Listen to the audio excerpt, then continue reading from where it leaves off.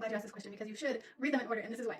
So each one of my books reads kind of like a timeline of events, but there are poems in my first book that tie into my third book, and some in my second that tie into my first and my third. So all the poems work on an individual level. They become more powerful and more meaningful when you read them collectively. So you should start with Still Growing Wildflowers, and this is what she looked like when I first published her. I published her while I was still married, and after my divorce, I couldn't change the author name to my maiden name, so I just republished her, and now she looks like this. And you can still buy like the first edition, but I would recommend this one because it matches her sister's, and it has my real name, so there's that.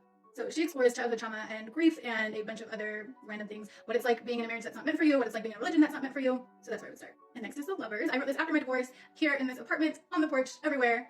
And she just kind of explores past relationships, and it's molded into like one or two characters kind of. And yeah. Then we have Made of Earth. This is my third book baby. It's also my favorite, and I know that people say you can't have a favorite, but I do. And she's kind of the sister that brings the other two books together. And it explores a lot more of childhood trauma and relationships with your parents, or my parents specifically, LOL, and death, religion, lovers again. So it's a combination of Still Growing Wildflowers and The Lovers. And if you've read any of my poetry or my books, you know that even though like there's a lot of talk about trauma and things like that, it always comes back to healing at the end, and how healing is found within yourself and not generally within like a lot of outside sources. Even though at times like we do rely on those outside sources, ultimately the medicine is within us. So just to recap, Still Growing Wildflowers first, The Lovers, and then Made of Earth. That's it. Let me bye.